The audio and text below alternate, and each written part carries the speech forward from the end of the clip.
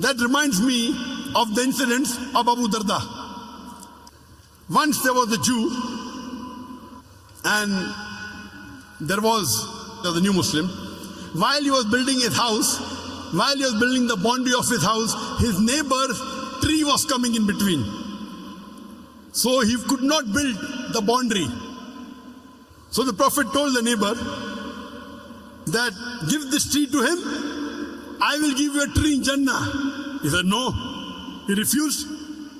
So Abu Darda heard of this, and Abu Darda had the biggest garden of dates in Medina.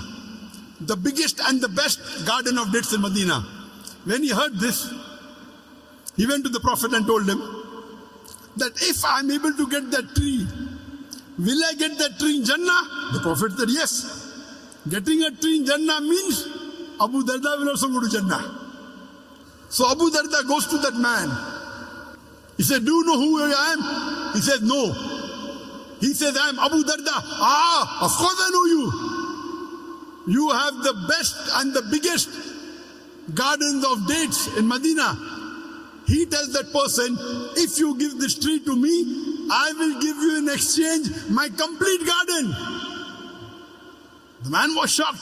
Is he crazy? For my one tree, the complete garden, the biggest in Medina. He willingly agrees. Abu Darda comes back to the farm and tells his wife, today I have struck a very good deal. What is it? He said, I sold my complete garden for a tree in Jannah. And his wife replies, ah, what an excellent deal have you struck. Today a wife will say, you're a fool. You should have given 10% of the garden. Why did you give full? Someone will say, you're a fool. Why did you give a full garden? You should have given half. But Abu Darda's wife says, what a good deal you have done. You have sold the full garden for a tree in Jannah. And after that, Abu Darda and his wife lived in poverty till they died. But they were promised paradise. These are the examples of the Sahabas. When we look at them, we are nothing. We feel ashamed. What are we doing? You see the lifestyle of the Prophet and the Sahabas and the Khulafa Rashidin. They put us to shame. And we are afraid to open our mouth. We are afraid to do dawah. Allah says in the Quran, in Surah Baqarah chapter number 2, verse number 120, the Jews and the Christians, they will never be satisfied until you follow their way of religion, until you follow their brand of religion. Allah is saying in Surah Baqarah chapter 2, verse number 120, you know, we try and impress the Westerners, our non-Muslims. Okay, fine, try to make them happy. Allah says, the Jews and the Christians, they will never be satisfied unless you become a Jew or a Christian. You try and satisfy them, anything, they will never be satisfied until you become Jew or a Christian. Allah says in Surah Baqarah chapter number 2, verse 111, and they say that you Muslims, you shall never enter Jannah unless you become a Jew or a Christian.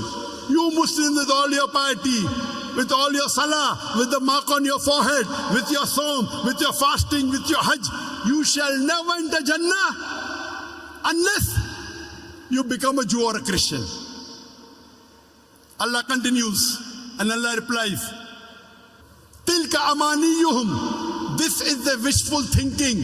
Bakwas hai bakwas, vain desires. Tilka amaniyuhum. Qul hatu buranakum in kuntum sadiqin. Produce your proof, but if you're truthful. Allah says that when anyone makes tall claims that only we will go to paradise, Allah says, Qul hatu burhanakum. This is your wishful thinking, your vain desires, bakwas hai bakwas. Qul, tell them, hatu burhanakum, produce your proof, in kuntum sadiqin, but if you're truthful. And these Christians, they have produced their burhan, their holy Bible, in no less than 2,000 different languages of the world. My Bible says this, my Bible says that. My Bible says this, my Bible says that. Christian missionaries throughout the world, they are knocking at the doors of the Muslims. They are knocking at our doors and saying, my Bible says this, my Bible says that. Allah says, Qul hatu burhanakum, produce your proof. They have produced their proof.